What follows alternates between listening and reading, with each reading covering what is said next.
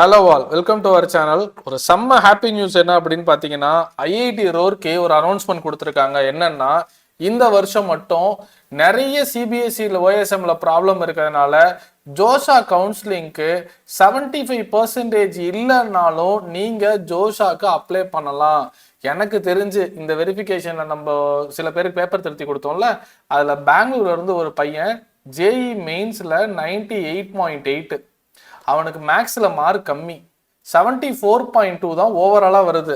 ஆனால் கெமிஸ்ட்ரி ஃபிசிக்ஸில் நாங்கள் ரீவேல்யூஷன் போட்டு மார்க் கிளைம் பண்ணியிருக்கோம். ஷோராக வந்துடும், ஏன்னா அவனுக்கு ஒன்னோடே தப்பு போட்டிருந்தாங்க.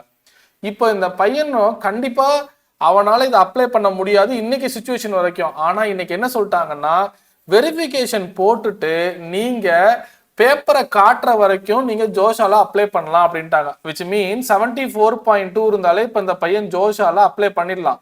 அவனுக்கு எவ்வளோ நாள் டைம் தெரியுமா? ஜூலை 15th வரைக்கும் அந்த வெரிஃபிகேஷன் மார்க்கை அப்லோட் பண்ண டைம். டெஃபினட்டாக வெரிஃபிகேஷனில் 77, 76 பக்கம் வந்துருவான்னு வச்சுக்கோங்களேன்.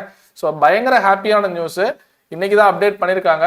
So general category, that is OBC, NCL, general category, EWS எல்லாம் 75 கீழே இருந்தாலும் நீங்கள் அப்ளை பண்ணலாம். Or less than 65% SC, ST, PW category apply பண்ணலாம். உண்மையுமே ரொம்ப நல்ல விஷயம்.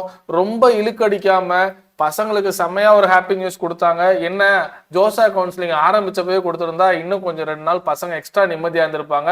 ஸோ அப்ளை பண்ணாதவங்கலாம் அப்ளை பண்ணுங்க. டெஃபினட்டாக வெரிஃபிகேஷன் அப்புறம் மார்க் வரணும். கிளைம் போட்டிருப்பீங்க, போட முடியல, இல்லை போடலைன்னா நாளைக்கு வரைக்கும் டைம் இருக்கு. இன்னைக்கு நான் பேசிட்டு இருக்க டேட்டு 6, ஸோ நாளைக்கு 7 வரைக்கும் எக்ஸ்டெண்ட் பண்ணியிருக்காங்க. 1 மார்க் 1/2 மார்க் வந்தாலும் கேட்கறத கேட்போம்.